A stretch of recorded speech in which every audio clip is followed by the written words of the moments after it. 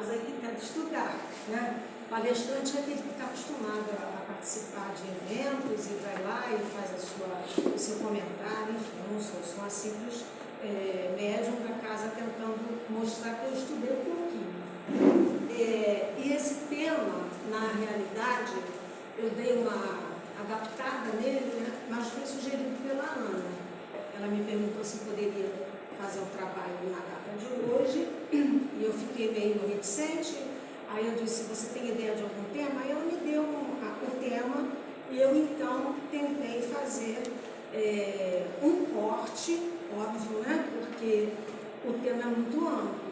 Longe de mim achar que eu vou dar conta desse tema todo. Então eu tentei fazer um corte, inclusive indo um pouco no tempo e no espaço, fazendo uma viagem um pouquinho lá para trás. Muito rápida, mas enfim, quer passar lento. Eu não sei onde eu fico para te dar só o sinal, que vai ter que passar bem assim rápido, é uma introdução bem rápida. Como vocês podem ver pelo desenho aqui, pelo gráfico, eu vou tentar ler, sempre que possível, sem interromper, porque ali já está o resumo do que eu vou ler, para evitar eu ficar explicando o gráfico, porque aí demora mais, aí a Ana me expulsa, tá bom? Então, os fenômenos espíritas, ou mesmo a comunicação com os espíritos, remontam aos primórdios das civilizações, ainda que revestidos de diferentes concepções e ou representações.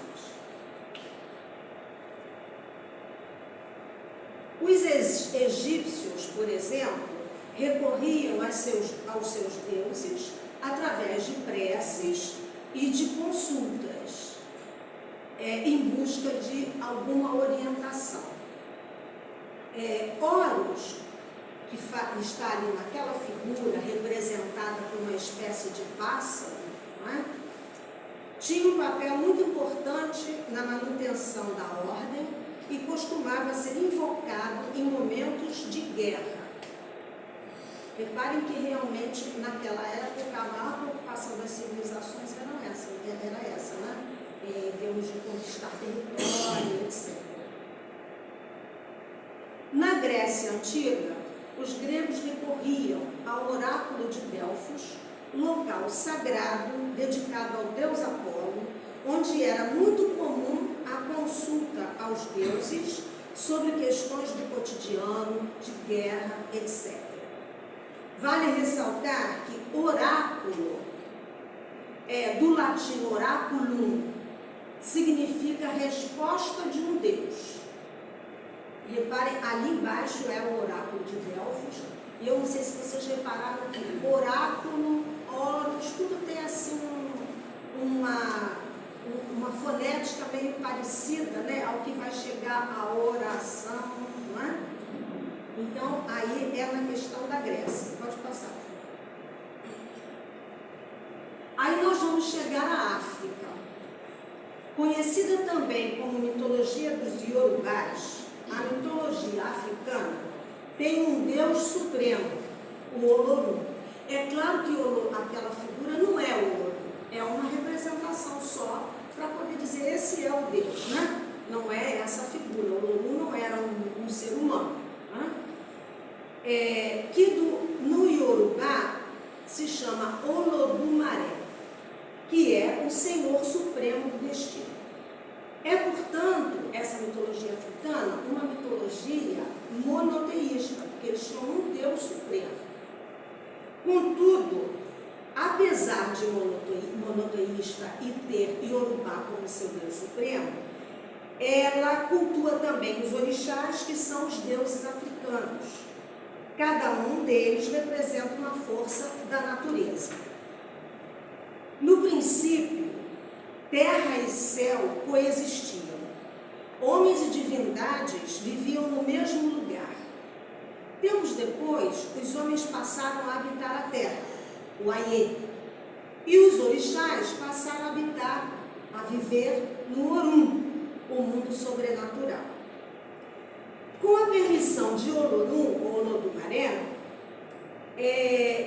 os orixás passaram a poder voltar à Terra de tempos em tempos através dos corpos de pessoas que eram devotas aos deuses. Quer dizer, aí nós já vamos começando a ver a figura dos médiuns, né?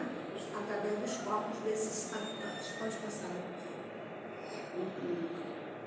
A época da chegada dos colonizadores europeus, os mais de 1000 povos indígenas brasileiros já tinham rico e variado panteão de divindades, todas em estreita ligação com as forças da natureza.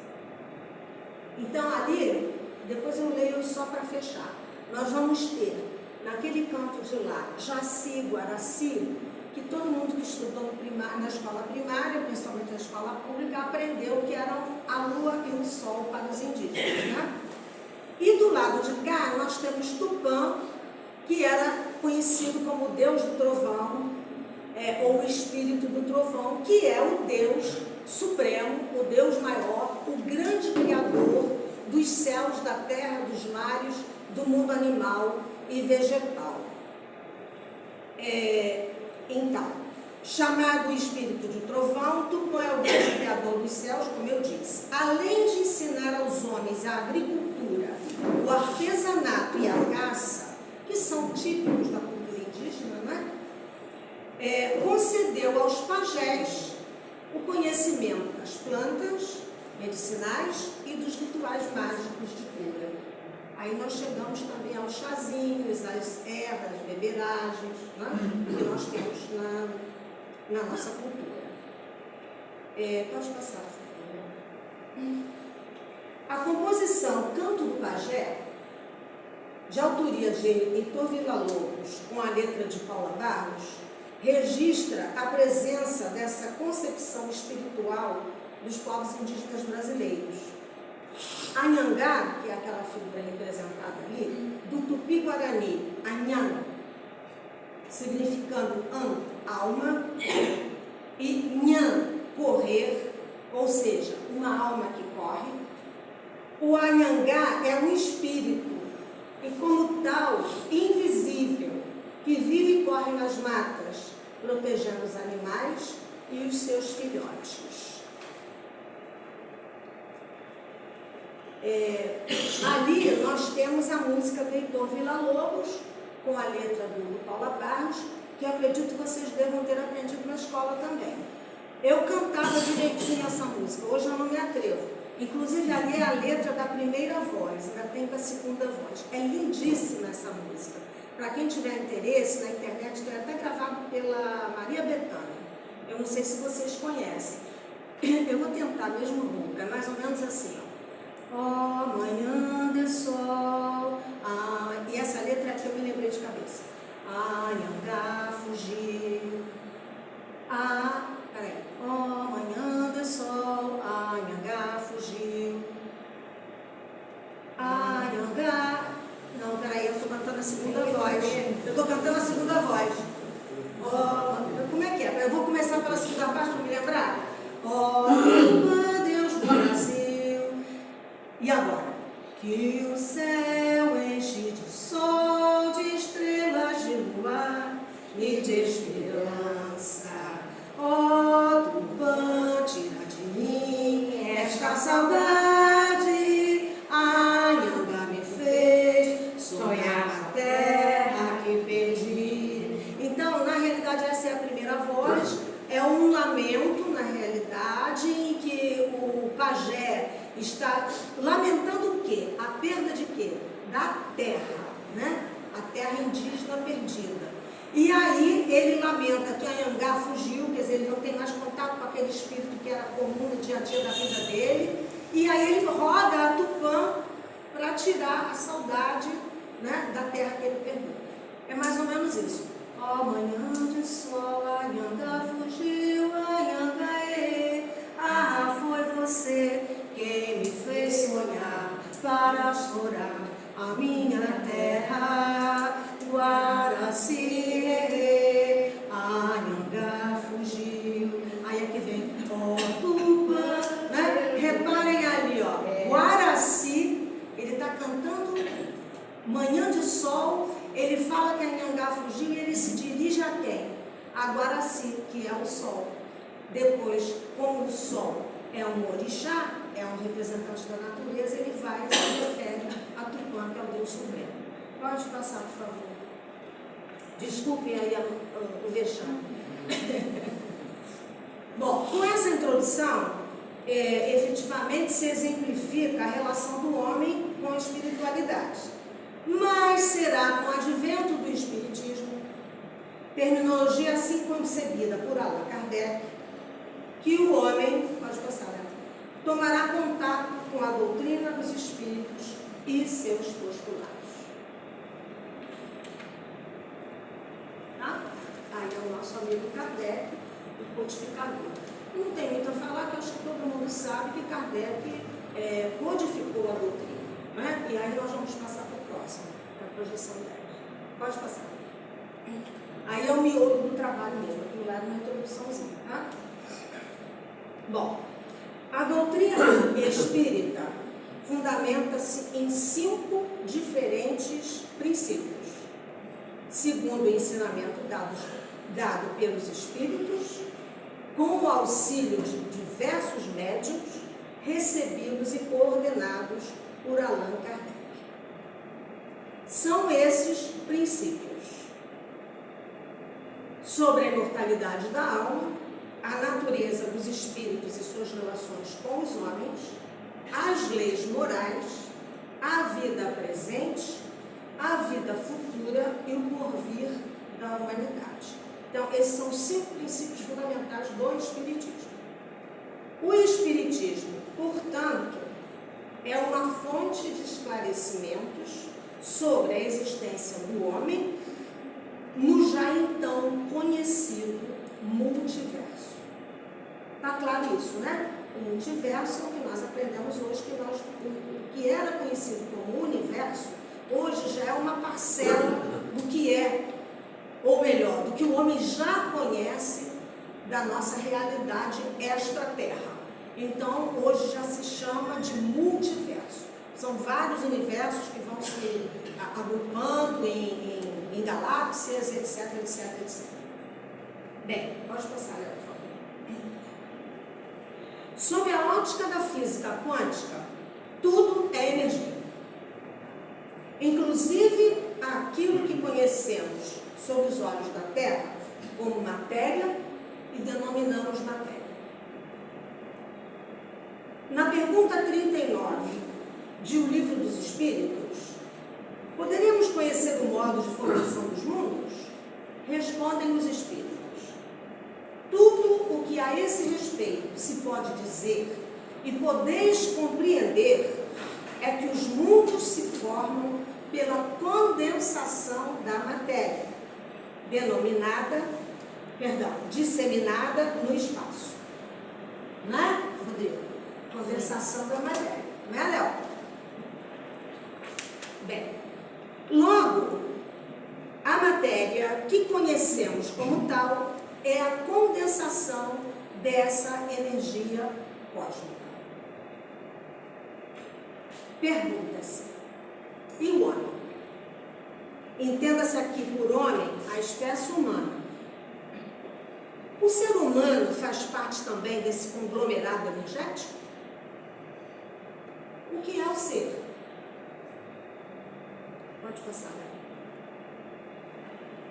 Do ponto de vista antropológico, o ser humano é o Homo sapiens, né? Aquele que veio lá do Neandertal, que vinha lá todo, né? Morava na caverna, foi melhorando um pouquinho até que deu uma mão, acendeu a luz dele, ele adquiriu um pouco de conhecimento, por isso sapiens, né? Depois de Homo sapiens sapiens, etc. Então, para a antropologia, o que lhe interessa é o ser humano, né? É o Homo sapiens, uma espécie animal que faz parte da família dos hominídeos.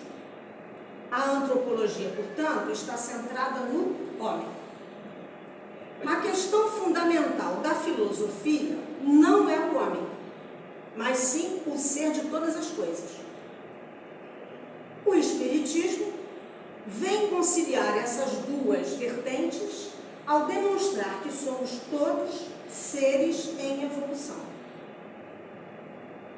Aí nós temos ali as perguntas 28 e 29 do livro Gênesis. A resposta, aliás, né? Acompanhando-se passo a passo a série dos seres, diríamos que cada espécie é um aperfeiçoamento, uma transformação da espécie imediatamente inferior. O homem tem que se resignar a não ver seu corpo material mais do que o último anel de animalidade na Terra. O corpo material do homem, ele não pode achar que ele é grande coisa. Esse corpo material não é nada além do que a evolução daqueles animais que foram os animais primitivos. Pode passar, por favor. Dir-se-ia, pois, que o que diferencia o homem das outras espécies é o grau evolutivo que já alcançou na condição de soma e na perspectiva do espírito. Aí, então, nós vamos ter esse esquema, não é? De um lado, o espírito, que na realidade é a essência, a energia, uma energia desconhecida dessa nossa, o soma, que é o corpo físico, a matéria, que é a energia condensada. Né?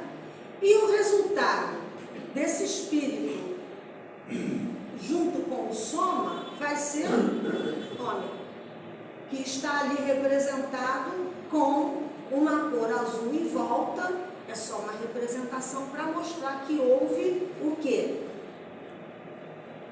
Uma junção daquela energia, que é uma energia mais sutil, com essa energia condensada, que é a energia da matéria. Então, nós diremos que esclarece o Espiritismo que o ser humano é um espírito que ocupa um soma. Logo, o ser humano faz parte também desse conglomerado energético.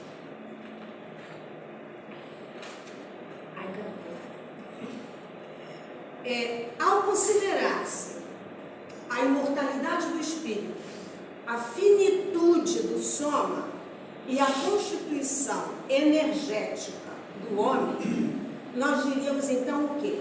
Que a essência da espécie humana, o ser, quem é? Vou repetir. Considerando-se a imortalidade do espírito, a finitude do soma, a constituição energética do homem, a essência da espécie humana, o ser é o espírito, exatamente. Então, o que nós fizemos a pergunta anteriormente, o que era o ser na realidade é o espírito e não o soma, né? Porque o soma tem uma finitude, o espírito é imortal. E considerando que o homem, né, enquanto soma, ele tem uma constituição energética também, então ele está recebendo enquanto encarnado, enquanto na matéria, esse ser que é o espírito. Quando o espírito se desliga, a matéria finda. Tá? Pode passar, Léo, por favor. E como ocorre a evolução do espírito? Aí vem uma observação aqui muito importante da Gênese. Quanto mais o corpo, matéria, diminui de valor aos seus olhos, aos olhos do ser encarnado, tanto mais o princípio espiritual cresce de importância. Se o primeiro, o corpo, o iguala ao bruto, o segundo, o espírito, o eleva a indescritível altura. Vemos o limite extremo do animal, mas não vemos o limite a que o espírito do homem chegará. Isso está em Gênesis, perguntas 29, página 172. Sustentada no tripé, filosofia, ciência e religião. Será que eu estou na página certa, Leandro? Não é certo, Era para passar para ele, eles querem voltar com um papelzinho, mas agora a gente está certa de novo. Então, sustentada no tripé, filosofia, ciência e religião, a doutrina espírita leva à reflexão sobre o estar no mundo, sobre o avanço científico e tecnológico na vida material e sobre o comportamento ético e moral. Mas isso observando as relações do indivíduo na sociedade, com os outros seres humanos, nas redes de comunicação que extrapolam os limites espaço-temporais. Pode passar. Conforme assenta o Espiritismo, não se pode ignorar a pluralidade das existências e que, por esta mesma razão, somos espíritos submetidos a um projeto reencarnatório, cujo objetivo primordial é não só o aperfeiçoamento individual, mas também o aprimoramento progressivo da humanidade.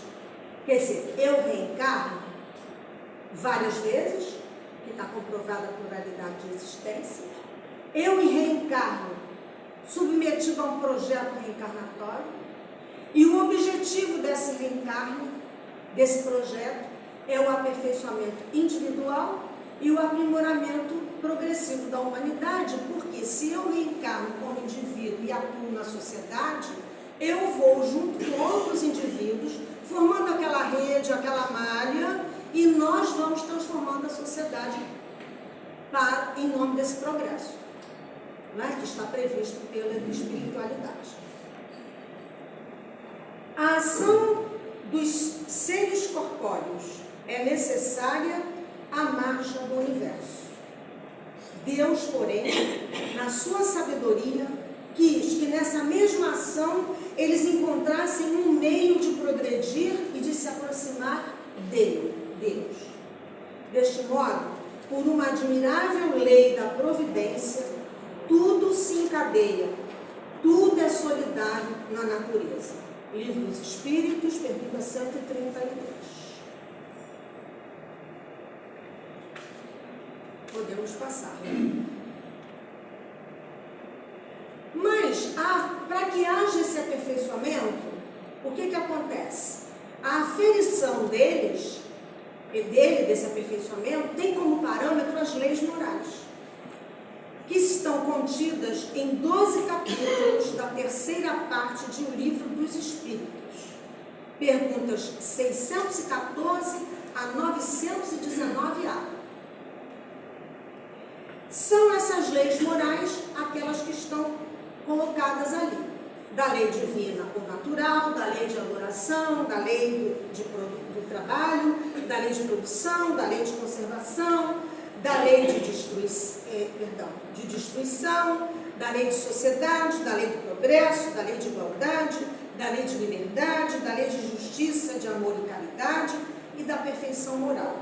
Como nós podemos observar, essas leis, elas vão abarcar questões individuais e coletivas, questões individuais e sociais, questões de aperfeiçoamento íntimo e moral, mas também questões da nossa vida em sociedade, do nosso comportamento em sociedade, não é? Então, no próprio Livro dos Espíritos, embora apareçam todas essas leis, as leis morais, que são as 12, não? Vem uma observação muito importante.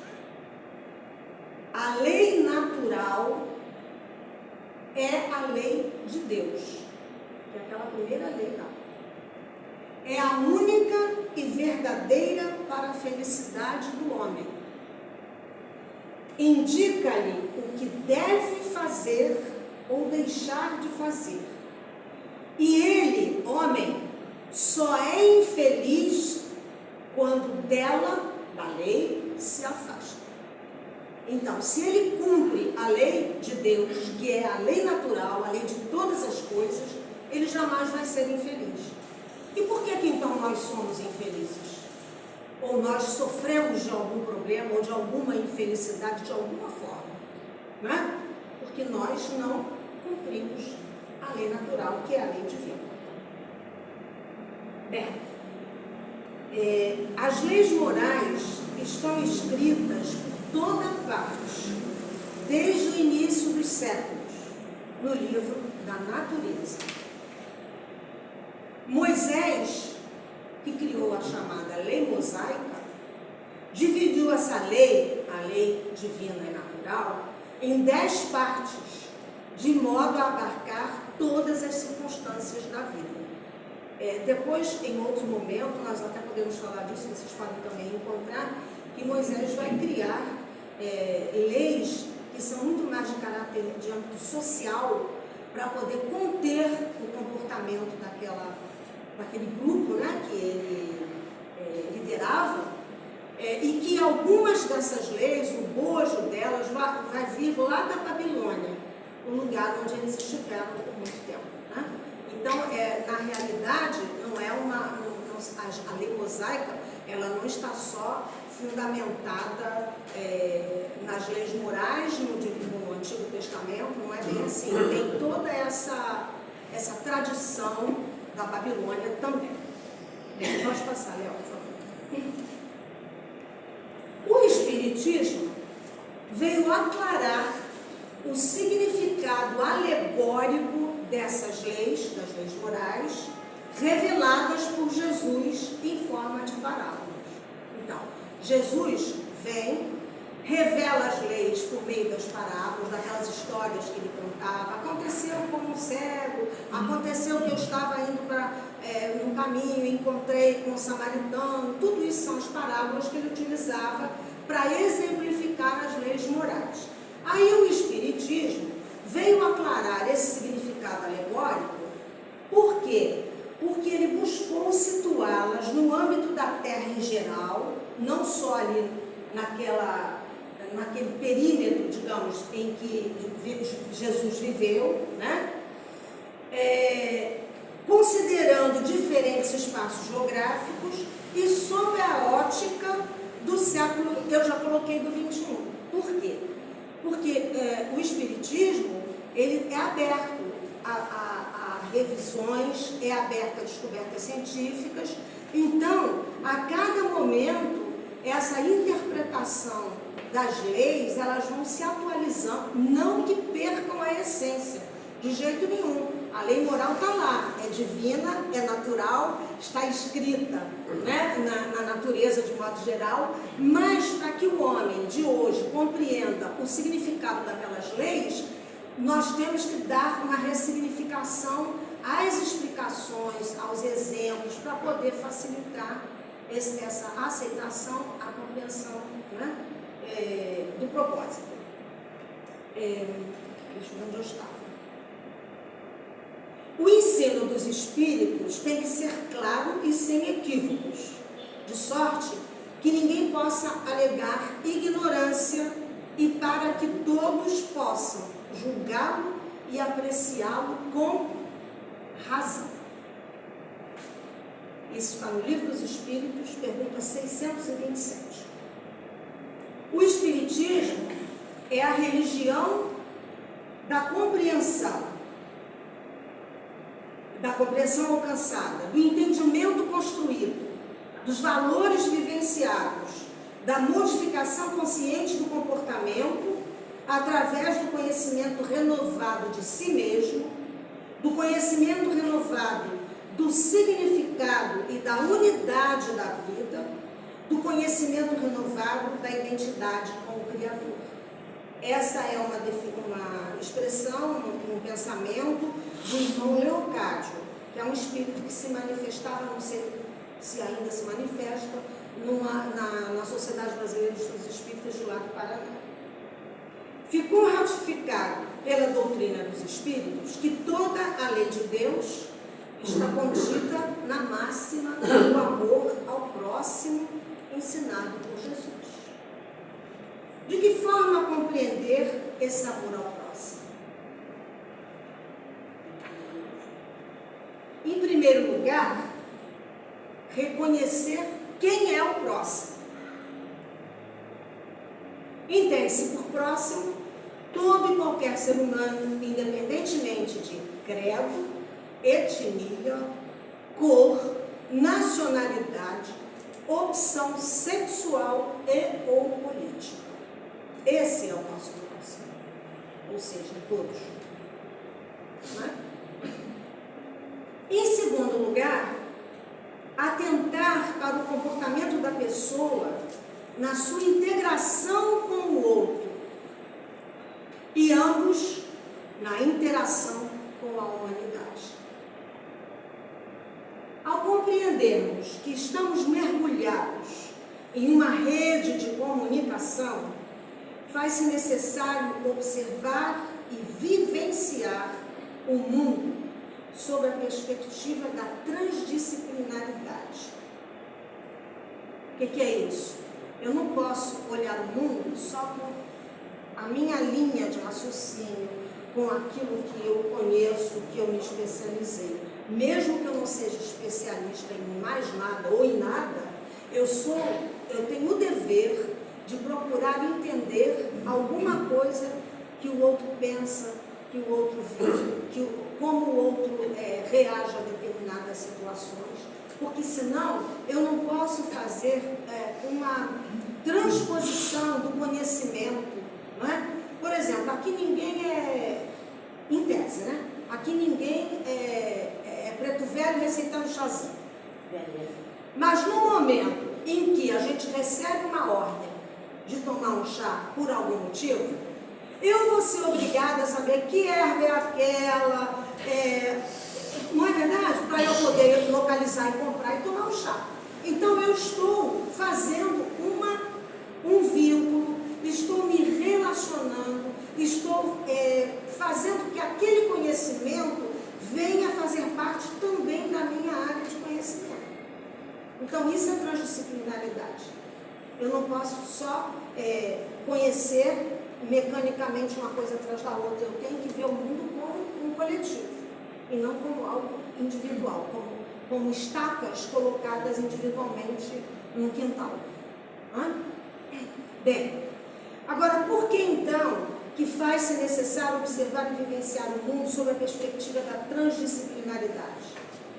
Porque o espírito é transdimensional e não tridimensional, como quando está na matéria. Quando nós estamos aqui, nós vivemos na terceira dimensão. Quando nós estamos falando do espírito, que é o ser, ele é transdimensional, porque ele não vive unicamente circulando nesse mundo material condensado que a gente conhece, dessa energia condensada. Ele circula entre dois mundos. Não é? Aí a obra, né? Ele circula. Quando ele dorme, ele sai, ele viaja, ele vai para lá, ele vai para cá, enfim. Quando ele não está encarnado, ele está em outro lugar. Quando ele encarna, ele vem para cá. Então, na realidade, ele não é tridimensional. O que é tridimensional é o nosso soma, é o nosso corpo.